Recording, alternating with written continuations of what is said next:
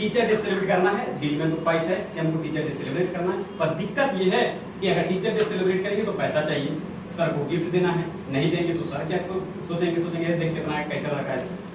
याद रखिए कि कोई भी दुनिया का टीचर हो जिसमें अगर शिक्षक वाली जरा सा भी गुण है, वो कभी भी अपने स्टूडेंट से ये उम्मीद नहीं करता है कि उन्हें क्या दे, गिफ्ट दे। पर क्या उसको सच में गिफ्ट में चाहिए? दुनिया का सबसे बड़ा अगर किसी को गिफ्ट चाहिए तो वो आपके शिक्षक को चाहिए, और वो क्या चाहिए, आपकी काबिलियत।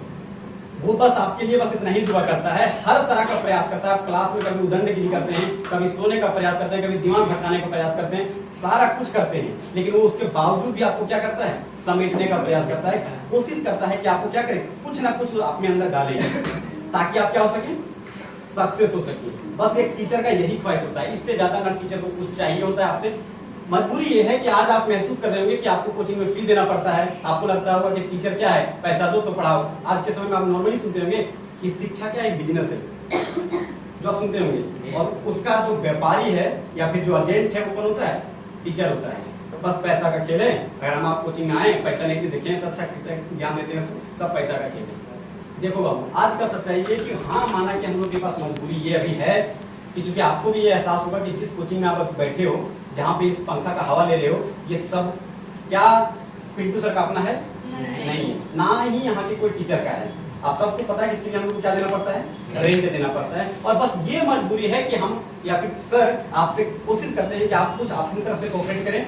आप एक बार बस कभी घर में जाइएगा तो ये सोच कीजिएगा कि हम जितना स्टूडेंट अभी पढ़ रहे हैं क्लास में, क्या उतने पैसे से जितने टीचर हमारे ऊपर मेहनत कर रहे हैं, जितना सर मेहनत कर रहे हैं, जितना यहाँ का रेंट उठ रहा है, क्या उससे सब कुछ सक्सेसफुल हो पा रहा है?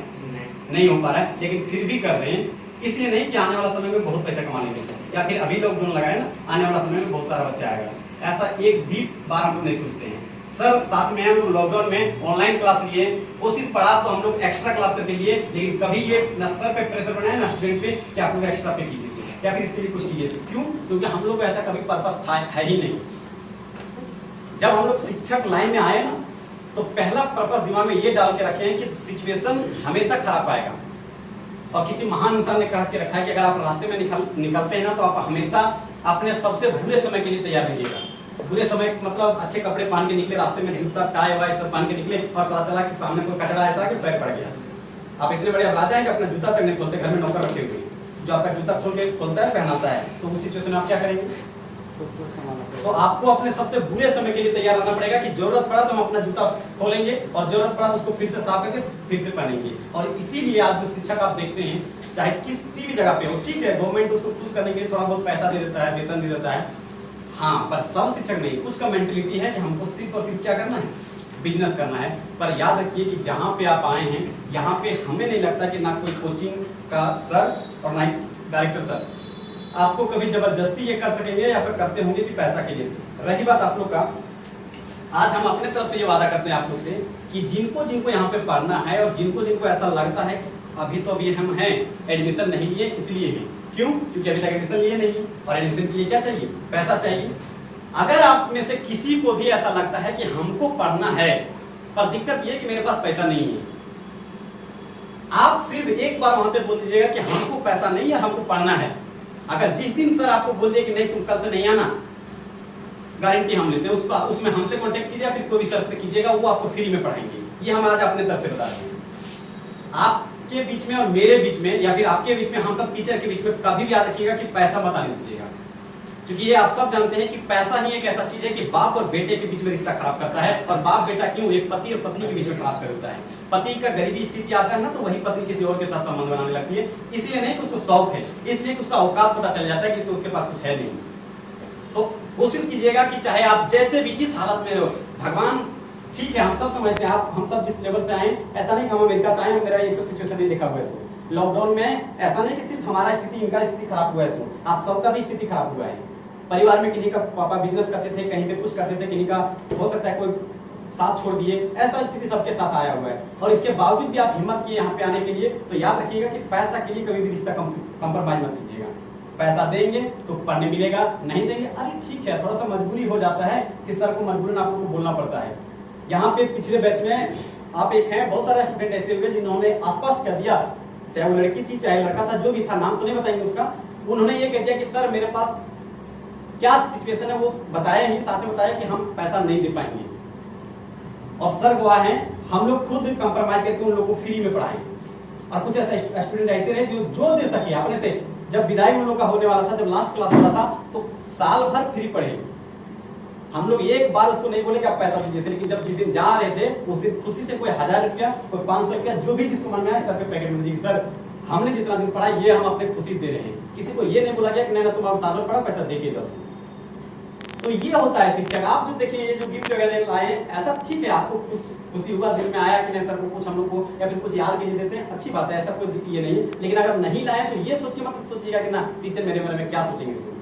हम लोग को कभी चाहिए ही नहीं। सच्चाई बता रहे हैं कि हमने अपने जीवन में इसी उम्र में इतना कुछ देख लिया कि हमको अब लगता है ना कि ठीक है, जैसे जीने खाने के लिए अगर बोलते हैं ना कि अगर खाना का जरूरत ना पड़े तो पूरा जीवन समर्पित कर दिया जाए, ये हालत लगता है। कि चूंकि आज का सिचुएशन, जैसे महाशय आपके बताया आपके साथ में कि सिचुएशन आज हमारा समाज ये हो चुका है कि लोग को ये भी एक आईना दिखा रहे थे, आज हमारा समाज बटा हुआ है, किस तरह से बटा हुआ है, लोगों का थिंकिंग लेवल किस तरह से हो गया है। जो अमीर है और अमीर होना चाहता है, जो गरीब है चाहता है उसको और इतना दबा दे बेचारा सांस तक ना ले, सांस भी ले तो मेरे से कुछ के ले, ये सिचुएशन हो गया है। तो ये क्यों आया है और इसको भरपाई कैसे करना है, कौन करेगा, ये हम सब का जिम्मा है। अगर आज आप पढ़ रहे हैं, अक्सर देखिएगा कि लोग पूजा पाठ करते हैं, जब आप खास करके आप मैट्रिक एग्जाम दिए होंगे या फिर इससे पहले एग्जाम दिए होंगे, अभी हजारीबाग आए हैं, देखिएगा कि आप भगवान अल्लाह यीशु जिसको भी मानते हैं, आप उसको तब याद करते हैं जब आपका बुरा समय आता है। जब आपका एग्जाम हो जाए तो भगवान, हे भगवान प्रणाम करते हैं, आशीर्वाद दीजिए, 1 किलो लड्डू या फिर 1 किलो पेड़ा, जिस दिन मेरा रिजल्ट अच्छा हुआ ना पक्का चढ़ाएंगे 1 किलो लड्डू। किसको बोलते हैं? 1 किलो लड्डू का कितना कीमत? 120। 120, बहुत अच्छा। ना अभी महंगा हो गया, 200 रुपया। आप 200 रुपया का घूस देने का कोशिश किसको कर रहे हैं? जो आपको बनाया है, जो चाहेगा एक बार चुटकी हिलाएगा तो आपका सांस रुक सकता है, उसको धमकी देते हैं या फिर कभी भी धमकी भी दे आते हैं, लास्ट पर आए हैं, अगर नहीं लगाना तो अभी से खत्म, दर्शन भी नहीं देंगे कभी, नहीं तो कभी ऐसा धमकी दे दूसरा धर्म अपना लेंगे। समझ कर रहा है, हमको ऐसे ही छोड़ देगा। किसको धमकी देते हैं? अरे आप जहाँ ऑफिस में कहीं जाते होंगे वीडियो सीओ पास आधार कार्ड बनाने के लिए या फिर जो क्या बोलते जातीय आवासीय बनाने के लिए, उसको कम से कम 500 घूस देते हैं। और आप भगवान को सोच के आते हैं कि 200 देंगे, भगवान खुश हो जाएगा और आपको पास करवा देगा। अगर आपको भगवान से मांगना ही है कुछ ना, या फिर भगवान को बोलिए कि अगर हम आपको कुछ देना चाहते हैं ना तो उसको ये बोलिए कि हमको बस आप इतना कामयाब कर दीजिए कि मेरे द्वार पे कोई भी आए उसे हम कभी खाली ना बिठाएं। अगर आप लड़के हैं तो आप अपने आप में ये प्रण लीजिए, जो हम हमेशा कहते आए हैं कि आप अपने अंदर ये आज प्रेरणा लेके जाइए कि हम अगर जिंदगी में कामयाब हो जाएं तो आज जो हमारा समाज में जो कुरीतियां चल रहा है ना, जो एक बाप अपनी बेटी का शादी इसलिए नहीं कर पाता क्योंकि उसके पास दहेज नहीं है, या फिर अपने बेटी को इसलिए मरने के लिए छोड़ देता है ताकि उसको कोई अच्छा लड़का नहीं मिल रहा है। आप अपने अंदर आज ये कसम खा के जाइए कि अगर हम जिस दिन सक्सेस हो जाएंगे तो मेरा पहला पर्पस रहेगा कि उस चीज को खत्म करेंगे। आप मंदिर मस्जिद गुरुद्वारा जहां भी जाते हैं भगवान को ये बोल के आइए, हे भगवान जल्दी से हमको कामयाब कीजिए। अगर आप हमको ऐसा किए ना तो सिर्फ हम अपना नहीं, किसी और के बाप को आंख में आंसू नहीं आने देंगे, या फिर किसी और के लड़की की आंख में आंसू नहीं आने देंगे। ये आज हम आपसे आए मांगने के लिए। फिर देखिए कामयाबी कैसे नहीं मिलता है। आप अपने आप से ये वादा करके आइए, नहीं भी मिला हो सकता है भगवान आपको, फिर भी आप याद रखिएगा कि लोग खेलते उसी के साथ हैं जो अच्छा खिलाड़ी है। आप इंटरनेशनल लेवल पे चाहे क्रिकेट का मैच देखिए, ओलंपिक में भी नीरज चोपड़ा देखे होंगे, वो आज वहां पे पहुंचा क्यों? क्योंकि वो अच्छा खिलाड़ी है। क्या पता भगवान भी आपके साथ परीक्षा ले रहा हो, इसलिए कि आपको अच्छा खिलाड़ी बनाना चाह रहा हो, या फिर वो उसको लगा है कि आप क्या है, अच्छा खिलाड़ी है। रामायण महाभारत का अगर हल्का भी शौक होगा आपको तो सुने होंगे कि भगवान जो हनुमान जी थे, क्या उनके पास इतना पहले से दिमाग था मेरे पास इतना पावर है? नहीं, उसको लोग बताया गया तुम देखो तुम्हारे पास इतना पावर, तुम कर सकते हो। और फिर देखे होंगे कि जो लंका का पहाड़ था पूरा उठा के लाए। क्यों लेकर आए, कैसे लेकर आए? क्या जब पैदा थे तब से पता था? नहीं, उसका एहसास करवाया। और ये चीज आप अपने अंदर लाइए और फिर देखिए कि एजुकेशन क्या, आप समाज के लिए इतना कुछ करने लगेंगे कि आज आप सिंपल सा एक, मेरा दिमाग वही तब से चल रहा है, इसमें लिखा भी बड़ा हैवी चीज गया, कहते हैं ना जिसको जो चाहिए किस्मत उसको वही देता है, और हम चाह भी देते हैं। यहाँ पे लिखा हुआ कि डॉक्टर सर्वपल्ली राधाकृष्णन को जन्म 5 सितंबर को हुआ, लेकिन टीचर डे ही 5 सितंबर को क्यों मनाते हैं? बड़ा इंटरेस्टिंग चीज था, हमको लगा कि वाह क्या चीज मिला हमको। जैसे बोलिए कि सलमान खान वाला मिलता तो हम टेंशन में आ जाते हैं, क्या करते हैं। 5 सितंबर का सर्वपल्ली राधाकृष्णन का जन्म होना ये कोई सौभाग्य नहीं था। तमिलनाडु में सर्वपल्ली राधाकृष्णन का जन्म होना ये भी सौभाग्य नहीं है। ऐसा है क्या जो भी तमिलनाडु में जाना है सब महान बनाए? नहीं सर, ऐसा है क्या? महान क्या था? उनके द्वारा किए गए कार्य, उनके द्वारा किए गए जो भी व्यवहार था वो महान था। वो आज भी जो भी देखते होंगे कि कहा जाता है ना कि आप सिंह बनिए, सिंहासन का चिंता मत कीजिए। अगर आप सिंह है ना तो आप जहां बैठेंगे वही सिंहासन का रहेगा, चाहे वो नॉर्मल कुर्सी पे बैठिए या फिर मखमल लगा हुआ कुर्सी पे बैठिए। अगर आप सिंह हैं तभी वो सिंहासन का रहेगा। अगर आप सोचिए ना हमको सिंहासन चाहिए, सिंहासन चाहिए, तो सिंहासन आपको कभी नहीं मिलेगा, क्योंकि आप सिंह है ही नहीं। आप कितने भी महान देखे होंगे, अमिताभ बच्चन का नाम सुनेंगे, अभिषेक बच्चन भले ही कोशिश कर रहा है बॉलीवुड में स्ट्रगल करने का, क्या वो लेवल ख्याति पा रहा है? नहीं पा रहा है। राहुल गांधी देखिए उनका बेटा है, एक प्रधानमंत्री का बेटा है, क्या वो सक्सेस हो पा रहे हैं? क्योंकि उनको ख्याति बचपन से मिला हुआ है। क्या जितने भी इतिहासकार को पढ़ते हैं, क्या कोई भी ऐसा है जो अपने बाप के बदौलत से महान बना सकता? उन्होंने खुद से स्ट्रगल किया। क्या ऐसा था क्या कि उनके जीवन में बचपन से कोई बोलते ये काम करना है तो खाना पीने को काम करते हैं, जाओ समाज सेवा करो, ऐसा है क्या?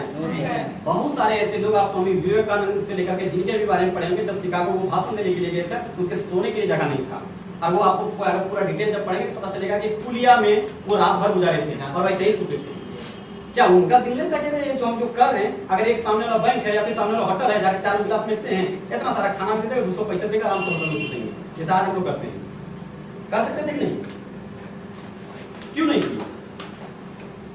क्योंकि उनको अपना टेंशन नहीं था। वो ये मान लिए थे कि हमको अपना जीवन में कुछ नहीं चाहिए। सर्वपल्ली राधाकृष्णन को जैसे कि आप सब जानते हैं, वो क्या थे, बचपन से ही शिक्षक थे। बचपन का मतलब वो पढ़ते भी थे, पढ़ाते भी थे। तो जब उनके स्टूडेंट लोगों ने ये डिसाइड किया कि सर हम ना आपका बर्थडे मनाना चाहते हैं, शिक्षक थे, मना किए, क्यों ये सब करना, ये सब काम हम अच्छा नहीं लगता है, क्यों करोगे? लेकिन स्टूडेंट जिद पे आ गए। और हम हमेशा कहते हैं कि जब भक्त जिद पे आ जाए ना तो भगवान को झुकना पड़ता है। आप तो फिर भी स्टूडेंट हैं और हम लोग तो प्राइवेट टीचर हैं, आप बोले वो सब करेंगे, क्योंकि भैया हम लोग भी तो जीना है। तो ये हाल था, स्टूडेंटों ने जिद किया कि नहीं सर हम आपका बर्थडे मनाएंगे ही मनाएंगे। अब आप बताइए कि आपका बर्थडे कैसे सेलिब्रेट किया जाए? तो उन्होंने ये फैसला किया कि अगर उस समय अगर सर्वपल्ली राधाकृष्णन ये कह देते कि ठीक है लो मेरा बर्थडे मनाओ, चलो ये छोटा मोटा होटल मत मनाना, चल सबसे बड़ा रेस्टोरेंट कौन सा है तो पता करो कि रेडिसन ब्लू या फिर कोई वो है, चलो उस पर बर्थडे मनाएंगे, जैसा लोग आज नॉर्मली करते हैं। तो क्या आज हम लोग मना रहे हैं ये मनाते? उन्होंने अपने जीवन को, उन्होंने अपने जन्म को खुद के लिए नहीं बल्कि समाज के लिए समर्पित कर दिया और बोला कि अगर आप मेरा जन्मदिन मनाना चाहते हैं तो आप मेरे लिए नहीं, उन शिक्षकों के लिए मनाए जो साल भर या फिर जिंदगी भर आपके लिए मेहनत करते हैं और आपको महान बनाना चाहते हैं। उनका पर्पस ये कभी जो जिनका नहीं रहा है आपके लिए कभी उनके मन में स्वार्थ नहीं आया है, आप उनके लिए ये दिन क्या कर दीजिए, समर्पित कर दीजिए। आप लोगों ने बहुत सारा लोग बताया कि जीवन में टीचर को रिस्पेक्ट देना अच्छी बात है, माँ बाप को भी देना चाहिए, सही बात है, माँ बाप भी देना चाहिए, क्योंकि माँ बाप हैं जो अपने जिस्म से आपको तैयार किए। माँ बाप ने आपको मनुष्य बनाया, पर महान आपको कौन बनाया? शिक्षक ने बनाया। अगर माँ बाप आपको जन्म देके छोड़ देते तो आज आप भी 4 हाथ पैर से चलते। आज जो आप यहाँ पे आए हैं और आने वाले समय में आगे जाएंगे, ये कहीं ना कहीं बदौलत किसका रहेगा? शिक्षक का। पर हाँ, ये जरूरी नहीं कि शिक्षक प्राइवेट वाला कोई कोचिंग वाला, वो शिक्षक आपके माँ भी थी। पैदा करने के साथ साथ जो आपको पहला शिक्षक थी वो आपकी माँ ही थी। दूसरा शिक्षक आपका बाप भी था, जिन्होंने आपको मेहनत किया। हम ये नहीं करेंगे आज तो सेलिब्रेट के लिए है टीचर डे, बाकी बात जो आपको रास्ते में तो कह देना, आप किसी को गाली दे रहे हैं, किसी का गलत व्यवहार कर रहे हैं और वहां पे लोग आपको समझा दे बाबू ऐसा देखो ऐसा नहीं करना चाहिए, या फिर कोई वैसा सिचुएशन में पड़ जाए कि आपको समझ में नहीं। आप बहुत सारे लड़के देखते हैं इस उम्र में, अक्सर हजारीबाग में होने लगा है कि कुछ थोड़ा सा डिप्रेशन आया नहीं फिर फांसी लगा लेते हैं, जहर खा लेते हैं। लड़की से ब्रेकअप हो गया, कुछ कर नहीं पा रहे हैं, नौकरी नहीं लग रहा है, ये नहीं एग्जाम में फेल हो गए, डिसाइड कर लेता है चलना अब मर जाते हैं। अगर उस सिचुएशन में भी अगर आपको कोई सहयोग संभाल लिया, उस सिचुएशन में भी आपको कोई समझा के आपके अंदर इतना ताकत भर दिया कि आप उस सिचुएशन को छोड़ देना चाहते हैं आप, तो वो भी आपके लिए बेस्ट टीचर है। जरूरी नहीं कि आपको किताब में जो लिखा हुआ है बाबा राजपुर हुमायूं बारे में पढ़ा रहे हैं टीचर बन गए। जिंदगी सिर्फ किताबी ज्ञान से नहीं चलता है। अगर जिंदगी सिर्फ किताबी ज्ञान से चलता तो सबसे महान जो जितने भी पढ़े लिखे लोग हैं ना वही बनते। ये जो अनपढ़ लोग सुनते हैं ना बाबा ये सब बनते हैं, ये सब है, देखते हुए गाँव में बहुत सारे लोग तो अनपढ़ है लेकिन फिर भी खुशहाल जीवन जी रहे हैं। क्या वो किताब नहीं पढ़े इसीलिए? क्या किताब पढ़ लिए इसीलिए? मेहनत, क्योंकि उनको जीवन जीने का ज्ञान प्राप्त हुआ है और वो ज्ञान कहीं ना किसी से उनको मिला है, और जिनसे भी वो आपको मिला है आप उसको हमेशा सम्मान कीजिए। बहुत सारे लोग ये मेंटालिटी बना लेते हैं ना हम कोचिंग में पढ़े या फिर कॉलेज में पढ़े, ट्यूशन में पढ़े, स्कूल में पढ़े, वो जहाँ पे हमको दिखे ना बस उसको क्या करना है, रिस्पेक्ट देना है। जरूरी नहीं है। अभी का सिचुएशन देखिएगा कि बहुत सारे लोग ऐसे हैं जो अपने कामयाबी का ठोकर अपने किस्मत पे ठोक देते हैं। मैट्रिक में कम नंबर लाया, अरे छोड़ना मेरी किस्मत खराब है, काहे हम देखो ना बाबूजी साहब का बाबूजी बम्बई में नौकरी करते हैं, हमारे बाबूजी घर तरफ कुछ नहीं करते, लेबर काम करते हैं। अरे मेरा किस्मत खराब, काहे देखो ना वो ऑनलाइन क्लास पढ़ती है, बड़ा सा मोबाइल में पढ़ती है, मैं छोटा सिंपल सा नोकिया का फोन दे दिया है, अब किस्मत खराब। दूसरे बोले अरे वो सही नहीं तो कहता दिल्ली भेज दियो बाबूजी अब ये पढ़े, हमरा हजारीबाग भेज दीजिए, किस्मत खराब है, का करोगे, कुछ होता है। हर चीज हम लोग किसके भरोसे छोड़ देते हैं? किस्मत के भरोसे। किस्मतें नहीं, और हमारा जो लक्ष्य है उसको क्या कर देते हैं? साइड करते हैं। आपने भी अगर किस्मत को कुछ देर के लिए साइड करके देखे ना, तो आपका भी लक्ष्य कुछ है। आपने भी डिसाइड किया, अगर आर्ट्स लिया या फिर मैट्रिक लिया या फिर स्कूली लेवल में, आज नहीं बोलते हैं, तभी डिसाइड किया कि हमको कुछ ना कुछ करना है। जिन अपना माइंड को पहले से शार्प रखे ना, वो ये डिसाइड कर ले हमको इस लेवल में जाना है। किसी ने ठान लिया हमको एसपी बनना है तो बनना है भैया, चाहे अगर हमको आईएएस का भी डीसी का भी पोस्ट मिले ना, हम उसको इग्नोर कर देंगे। कल ही रात में एक लड़की का कहानी देख रहे थे, 3 बार आईपीएस बनी लेकिन तीनों बार छोड़ दी, क्योंकि उसका आईएएस अपना था। आईएएस आईपीएस में क्या डिफरेंस है बताएंगे? जो ज्यादा कम रैंक पे आता है ना, जैसे 1 से 100 तक ये सब पे आता है, जिसको आईएएस मिलता है, उससे उसके बाद कहता है आईपीएस बनता है, वो उसको छोड़ देती क्योंकि उसका फोकस क्लियर था, हमको बनना क्या है।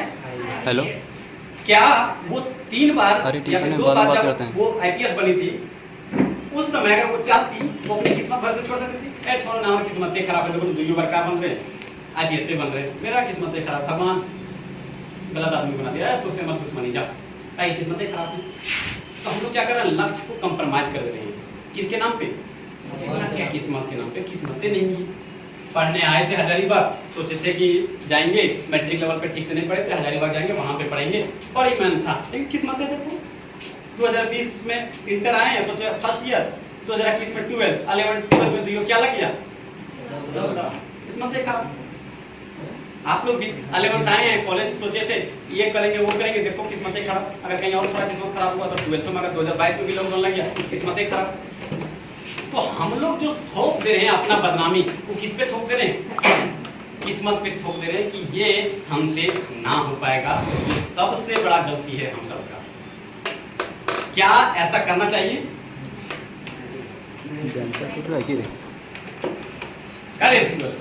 करना चाहिए। पेट दर्द कर रहा है, ऐसा ही लोग होते हैं कि थोड़ा सा दर्द मिला नहीं कि तकलीफ। चलिए इस दर्द पे थोड़ा सा कहते हैं, आप लोग भगवान अल्लाह इसको मानते हैं? सर मानते होंगे।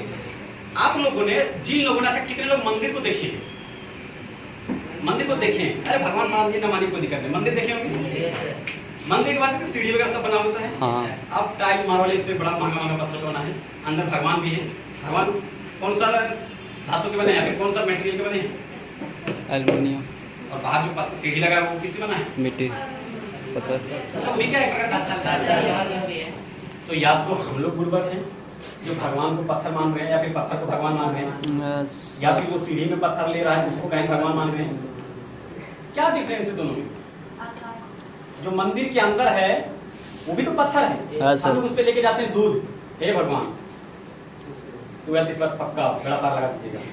और जिस पे चढ़ के आए हैं वो भी किससे बना है? लेकिन उसमें हम लोग जूता रख के आए हैं, आराम से कुछ लगता था इसके साथ भगवान के पास जाएंगे गंदा जूता से, वही पत्थर पे क्यों?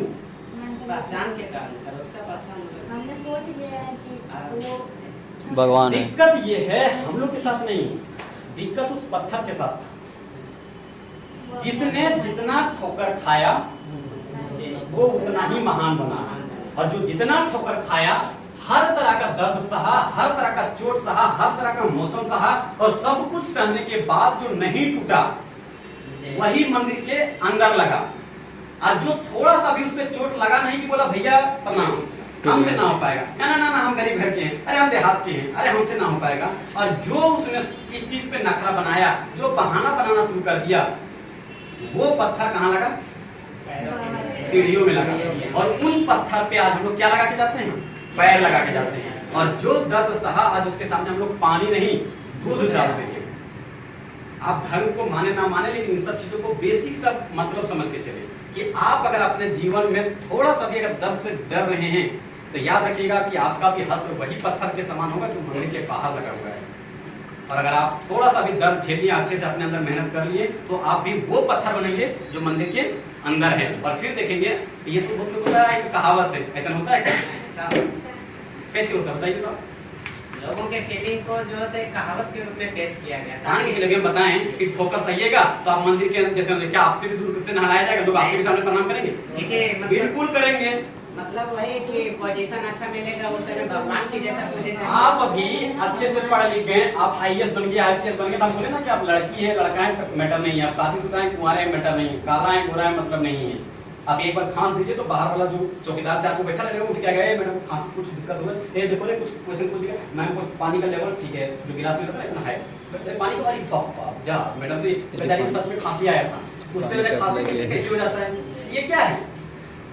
वही चीज जो मंदिर वाले अंदर में जो खोज रहे थे वही चीज। आप आज देखिए, आप जब रास्ता में जाते हैं आपके पीछे 10 गाड़ी आगे पीछे जाता है, आपके सामने पुलिस बहुत सारे गार्ड भी रहते हैं, आपके घर पास जो आप सोते हैं आपकी बीवी मार्केट जाएगी ना साड़ी लेने के लिए तो उसके साथ में देखते हैं कभी कभी 4-5 को पुलिस वाला जाता है। कभी मार्केट तरफ नोटिस कीजिएगा कि देखेंगे कोई है नहीं, लेडीज या बच्ची जा रही है उसके साथ में 4 को पुलिस वाला है, कौन है वो? एसपी डीएसपी या फिर बड़े लेवल की बेटी है। तो वो उसको क्या इसलिए मिल गया क्योंकि वो जंग से अमीर था या फिर जंग से अच्छा था? क्योंकि उन्होंने अपने जीवन में कभी भी कंप्रोमाइज नहीं किया, वो हर दर्द को झेला, वो हर दुख को झेला और तब जाकर के उन्होंने वहां तक पाया। समझ में आया? तो ये चीज करना है आपको। शिक्षक दिवस का मतलब ये नहीं, बहुत लोग बोले ना कि आपने आपको कंप्रोमाइज कर दिया कि यार छोटा पैसा है, ये नहीं, रिस्पेक्ट देने का मन भी था लेकिन छोटा था कौन देता है, एक काम करना पैसे नहीं या फिर ये नहीं, आप उस सब चीज को भूल जाइए। पैसा को लेकर के कभी भी अपने बीच कोई भी चीज को ना किस्मत को दोषिए और ना ही अपने मंजिल को कंप्रोमाइज कीजिए। एक कहावत है कि मंजिल को भूलकर जिए तो क्या जिए, मंजिल को भूल करके अगर जिए तो क्या जिए। अगर तुम में है हिम्मत तो उसे पाकर दिखाओ। मंजिल को भूलकर जिए तो क्या जिए, अगर तुम में है हिम्मत तो उसे पाकर दिखाओ। लिख दो खून से अपने कामयाबी की कहानी, लिख दो खून से अपनी कामयाबी की कहानी और बोल किस्मत से कि है तेरी औकात तो इसे मिटा के दिखा। अपने लक्ष्य पे इतना मजबूत हो जाओ, इतना पागल हो जाओ कि फर्क ना पड़े कि लॉकडाउन लग रहा है कि मेरी सहेली का शादी हो रहा है या फिर मेरी छोटी बहन का शादी हो रहा है, मेरे बड़े पापा जो है वो क्या सोच रहे हैं, उसको फर्क नहीं पड़ता।